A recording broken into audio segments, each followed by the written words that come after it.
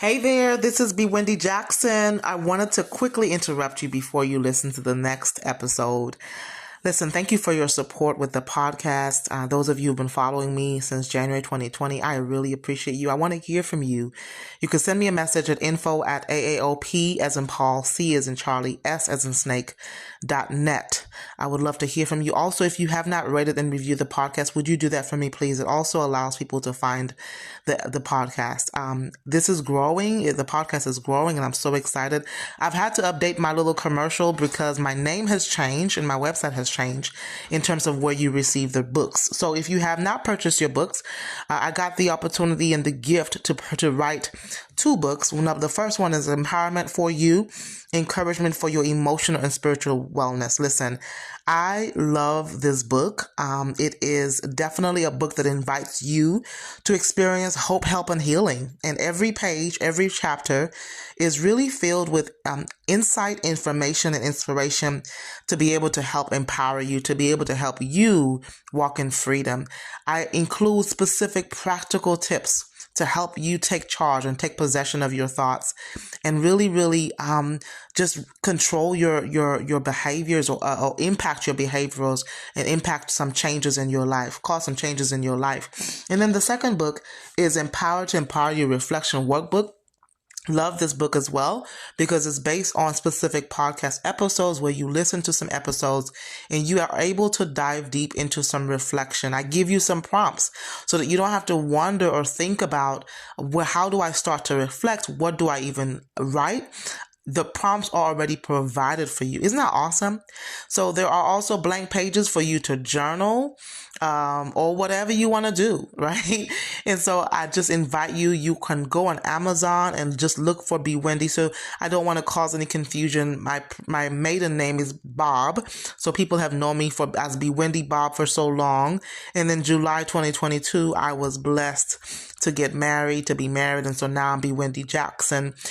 So Amazon, you could just search for the books B. Wendy Bob, and you will find those two books come up. If you have any questions, you could email me. You can also find the resources on my website, AAOPCS.net.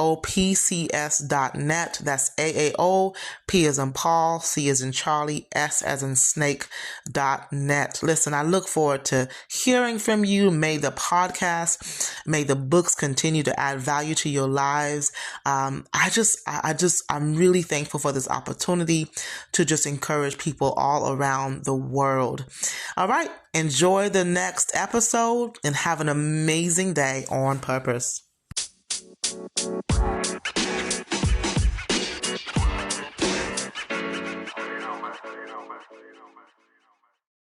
Hey everyone, so this is B. Wendy Jackson, and I know it's been a while since you've heard my voice. Y'all, I am learning to be just sensitive to the season that I'm in. I want you to know that I'm not quitting the podcast, okay? That's not what the Lord has had me do. But I have to kind of be sensitive and pace myself with the recordings. I definitely want to be consistent. I definitely want to make sure that I'm showing up, but I'm also trying to do that without putting extra pressure on myself and just be sensitive. I will tell you, well, before I jump in, I just started talking just because I have so much to share with you today. But I want to just welcome you to April, right? You may be listening to this episode. For some of you, I am recording on the evening of Resurrection Sunday. This is like the Super Bowl for Christians. It is a big deal because we celebrate that Jesus Christ is alive, right? And we serve a risen Savior. So if you are Christians all over, you may have enjoyed Sunday service, the Word of God, about the resurrection, about what the resurrection means, and you have probably been out with your family, taking pictures, engaging in activities, just really enjoying. It was a beautiful day here in Memphis, a little overcast. The sun was not out as much, but I'm very grateful. And for those of you who don't know what I'm talking about, I pray that the Lord just draws your heart to Him. Listen, Empower to Empower You podcast is about all things Jesus Christ, mental health, anything to help you become the better version of yourself. And this is B. Wendy Jackson. I am your lovely host. I've been hosting this podcast since January 2020. That's right, January 2020. I had no idea a pandemic was going to come. And this podcast has been definitely listened to by many people all over the world, not just in Memphis, not just in the USA, but all over the several countries and even in the Caribbean countries as well. And I'm just so thankful that I get to have to be a mouthpiece. I get to be a hope dealer. I get to spit out, just share encouragement. And so I want to do more, episodes. Some of the episodes may be related to Christianity, the Word of God, mental health. I do serve as a licensed clinical social worker, specifically a Christian therapist. It does not mean that everybody I see are Christians, but I do serve as a Christian therapist. I also love to do speaking engagements. So if you would like to have me come and maybe speak about mental health or faith or taking care of your emotional wellness or whatever related to that, you are welcome to get in touch with me. The way that you can do that is that you can email me at info@aaopcs.net. Now, I am in a different season, and for those of you who don't already know, I am a newlywed. July will be the first year of my marriage, and I am also a new mom. I have a 4-year-old about to be 5, y'all. Oh my gosh. So life is busy, and there's a lot of great things happening. I'm super excited, but I'm also super grateful because God is always good. He is always good. So let me just jump into this because I really want to focus the episode today on something different. I've been thinking about y'all. I'm like, oh my gosh, Lord, I've got to record. Help me to put a recording out for Monday the 10th. And so here I am on the evening of Easter. I snuck away into my office to do some preparation for Monday. And I said, let me just release an episode. And so I really want to talk about just the effects, why not to suppress your emotions, the how suppressing your emotions can really, really be destructive for anybody. And so this is kind of inspired by, I was really blessed to have an opportunity to do a speaking engagement in March, mid-March. And so I really want to share, I had like 30 minutes to give an impactful talk to some other social workers. And I really want to share this publicly to my large audience on the podcast because I'm noticing more and more people are suppressing their emotions. More and more people are suppressing their emotions. So what does it mean to suppress? When I say suppress, that means people may say, well, I compartmentalize. People may say, I just kind of stuff it down. I just don't talk about it. I keep it locked in. So basically suppressing means to literally keep yourself from releasing. That means that you are just holding things in for whatever reason. And there's many reasons why people may suppress their emotions. They may be suppressing, not talking about anything, not releasing their emotions because they may feel like there's nobody to talk to. They may feel like they don't want to go there. They may feel like they don't have time to feel.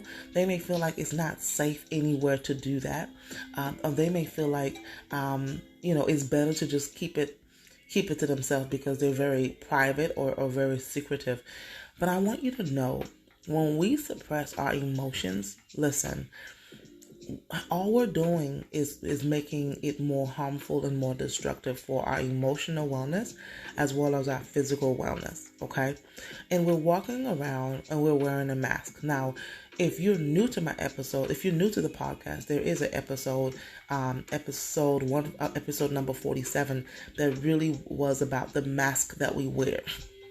And in this episode, you are welcome to go back and listen to episode number 47. So this is not going to be the same thing, but a lot of people are walking around wearing a mask. because they have kind of mastered stuffing their feelings down. And what they're doing is that they're masking it with either alcohol or shopping or eating or spending money or working a whole lot. And it's not good, y'all. It's not good. So let me just ask you a question. Okay. I can't see you, but you can hear me. Okay. So wherever you are, I want to ask a question, and you just maybe let me know. Not, you can't let me know, but just raise your hand or nod your head or something if you can identify. And so I'm going to ask you a question. How many of you listening have identified with one or more of the following emotions? Maybe in the last, maybe 3 months, or maybe 6 weeks, or maybe last week, right? How many of you can say that you've identified with the emotion of disappointment, right? How many of you can say that you've identified with the emotion of anxiety? You felt anxious recently. What about discouraged? Have you felt discouraged? Have you felt defeated? What about sad? What about stressed? There's so many people walking around with so much pent-up stress, and it's coming out as anger and irritability and annoyance and impatience. People are ready to really bite other people's heads off, really, really short with each other, right? Have you felt frustrated lately? Have you felt distant or hurt or insecure, overwhelmed? You know, I see clients and they come with all of these emotions. Maybe not all at one time, but many clients are coming with these emotions. And so all of these emotions, I am 100% sure that some of you may say, I can identify with each of those emotions. Well, let me ask you a question. What did you do with it? How did you cope with these emotions? Did you suppress it? Did you acknowledge it? Did you stuff it down? Or did you allow yourself to release the pressure? Did you allow yourself to acknowledge what you felt, express what you felt, and cope with it in a healthy way? Whether that's through writing, well, I'm going to get into that in a second. What did you do with it? Right? Many people ignore what they feel. And so I really want to take a few minutes to talk to you about the impact of what happens when we suppress or ignore our emotions. As a mental health therapist, I see this every single week. In fact, just recently I had a client come and she literally has been not allowing herself to grieve. And she's not the only one. She's not allowing herself to grieve, or she's been shaming herself, kind of thinking that, putting expectations that I should be over this. Why am I crying so much? Why am I crying daily about my loved one's death? And I essentially had to explain to her, we grieve because we love. And you have not allowed yourself permission to grieve. It's okay to grieve. It's okay to acknowledge that I miss my mom. I miss my auntie. I miss so-and-so. It's okay to acknowledge that. And so there are so many people that are not allowing themselves, they're not kind to themselves, or not even allowing themselves to feel or process what they're feeling. So they're hurting themselves in other ways. So let me just talk a little bit about the impact. So why is this not okay, right? Suppressing our emotions or masking them can lead to the following. Number one, it could lead to physical stress. Did you know that? It could lead to medical ailments. There are so many people walking around with medical illnesses because they have so many unresolved emotions that have not been processed. They have not been released. You hold all that in, it's gonna go somewhere. It has to do something, right? If either it gets too overwhelming and the pressure comes out in unhealthy ways. I've heard Deborah Fileta say this, kind of like a burst pipe. If there's a little hole and there's too much pressure, it's gonna come out, right? And it may cause some havoc. It may cause some destruction. It may cause a mess, right? And so that's what happens if once we hold things in so much. I've heard clients say this. They are very aware of it. They'll say to me, I hold it in, and then one day I explode. And when I explode, I let it out on the wrong person. I let it out in the wrong way at the wrong time. And I cause pain and hurt with my words. People are aware of it. They may not be aware of it in the moment. So yes, it causes low energy. when we hold things in, sometimes we're fatigued and exhausted because there are some unprocessed emotions that need to be released. Sometimes people are experiencing anxiety. Their minds are constantly racing because they have so much in their minds that they haven't released. Depression, muscle tension, and even digestive system issues. Did you know that you can actually have digestive system issues because you haven't expressed your emotions? If we have a physical wound, would you allow it to be untreated? What happens when we leave a physical wound untreated? You're right. It has the risk of being infected. And the longer, for those of you in the medical field, right, you can attest to this, the longer you leave it infected, the longer it stays untreated, it has the risk, worst case scenario, of becoming septic. And that's when the blood is poisoned, which could really be destructive to a person's physical health. So how is it that if we have a physical wound, that we're rushing to get it addressed, but yet we have emotional wounds and we're ignoring them? How is that okay? It's not, right? And so what are we doing about this? What are we doing about our emotions? Many of us, I know for sure, because I work with clients, many of us have not experienced safety enough to express our emotions. And some of us don't even have the language. What do I even say? How do I begin to express what I feel? How do we show up, y'all, when we're not being authentic, when we're not being honest? And some of us have had some narratives that were not very healthy about our emotions. For example, some women may have grown up and at the moment of sharing emotions or expressing tears, we're told big girls don't cry. Wipe your face. Anybody got time for that? Maybe if you are a man listening, you may have heard, come on now, man up. You're the man of the house. Anybody got time? Men don't cry, right? All those negative narratives that people are told about their emotions. We know about the mask that we wear, right? The mask from the pandemic. Can I tell you something? People were wearing masks way before a mask in 2020. And I want you to go back and listen to episode 47 because I talk about that. But let me just kind of explain to you or share with you some of the signs that maybe we may be uncomfortable with our emotions. How do you know that you may be uncomfortable with emotions? Have you started crying and immediately tried to cover up your face or found yourself saying, I'm sorry, apologize for displaying your emotions? Have you ever sat with someone as they shared something sad or difficult or confrontational? You found yourself holding back or smile or laugh? Have you found yourself, when somebody gives you a compliment, have you ever found yourself feeling uncomfortable and not sure how to respond or react? Do you tend to avoid conflict or confrontation in your relationships? Does anger seem to be the easiest emotion for you to express? In fact, is anger your go-to? Do you have a tendency to try to distract or numb yourself when you're not feeling good? Have you ever had the thought that maybe you or someone else being emotional was a sign of weakness? Or that if you allow people to see your vulnerability, that something is wrong with you, that you're not strong enough? And I hate the word enough, but you're not strong, right? All of those, and this is not a whole conclusive list, but these are some examples of how there is a problem with discomfort with our emotions. Can I tell you something? God gave us emotions. He created us with so many emotions. It's okay to have emotions.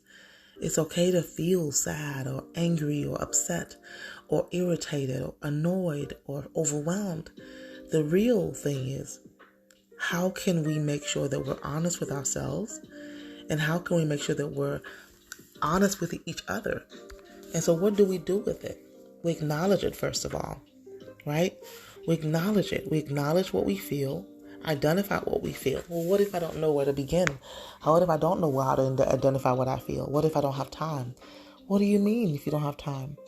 If you don't know how to identify what you feel, And if you're saying I don't have time, then I want you to think about how is what you're doing causing harm or destruction to your relationships with yourself or to your relationships with others. How is suppressing? What are the effects? Look around you. What chaos is being created by you suppressing your emotions? Who have you exploded on recently? Who are you not even able to connect with because you're packing everything down? You're trying to stay in isolation. You're trying to pretend that you're okay when you're not. Who are you not able to nurture? What friendships are you not able to nurture because you're not okay? But you walk around with a smile, pretending that you're okay. So this has to be a priority. So number one, identify what you feel. In therapy, I use a feelings wheel. It may sound, no, I like to use the feelings wheel because I believe that therapy gives us language to speak up, to express yourself, and own your story so that we can do the work. And so if you're not in therapy, get you a feelings wheel. If you are in therapy and your therapist hasn't talked about the feelings wheel, ask about the feelings wheel. You could even go on Google and Google a feelings wheel to help you identify what you feel. Get you a journal. Just identify it. Give yourself permission to acknowledge, I feel this way. Not I feel like, I feel overwhelmed. I feel annoyed. I feel excited. I feel indifferent. I feel sad. And you know what? For those of you who are believers, God wants you to express that and process that with the King. Process that with Him. Let Him know how you feel. He already knows. But He wants you to cast over all of that onto Him. Right? Number two, allow yourself to feel what you feel. It's okay to cry. It's okay to take a moment. Take a break at work. Get your mental health day. It's okay to take a vacation. It's okay to write a little bit in your journal. Listen to some music. But also feel what you feel. Now, I'm not talking about staying in the pit for a long time. But allow yourself to feel the emotion. Whatever the emotion is. Number three, you may have to either honor what you feel or regulate what you feel. So if you're feeling really angry, right, it's okay to honor, but how are you going to respond? What are you going to do with your anger? So regulating might mean you may need to take a couple of deep breaths by breathing in with your stomach and breathing out with your mouth, just to regulate, just to settle down, just to bring yourself down. Right? It may also mean that you need to change your thinking, change what you're thinking about, because everything begins with our thoughts and our behaviors. When we want to change our behaviors, we have to start with changing our thinking. Now, if you're struggling with doing that on your own, then please seek help, seek therapy, seek help, talk to a mentor, go to somebody, your pastor, seek a therapist, right? Seek wisdom, definitely, if you cannot do this on your own. Okay.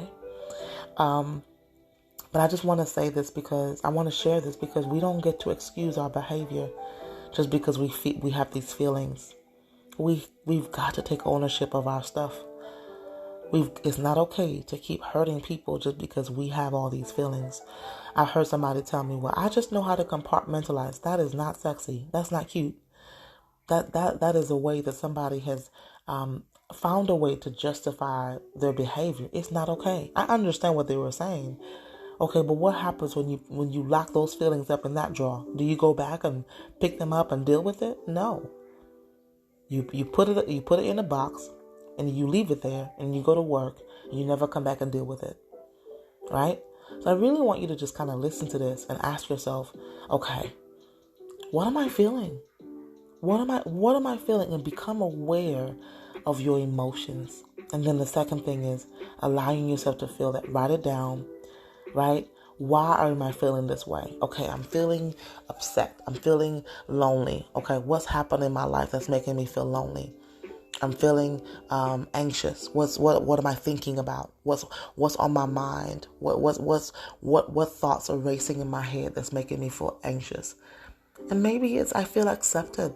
I feel peaceful. Also capture the positive emotions as well.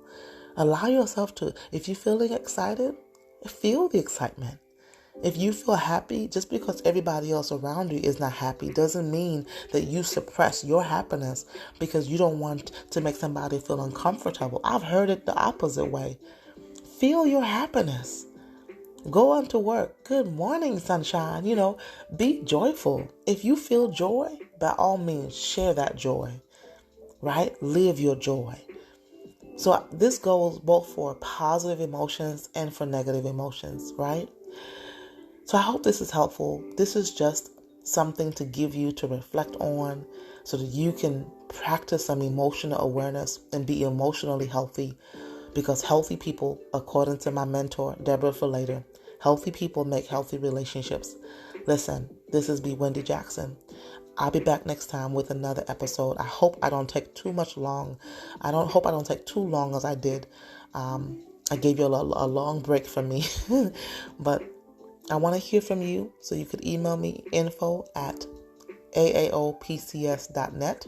I'll put that in the show notes. This is B. Wendy Jackson.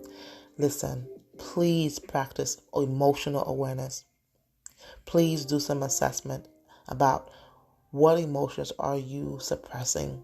How are you allowing yourself to feel what you feel? And what are you doing about it? How are you coping? How are you taking care of your health? Spiritually, physically, emotionally. Okay? Because we don't get to make excuses. We don't get to make excuses just because we feel what we feel to hurt other people. Talk to you soon. Bye-bye for now.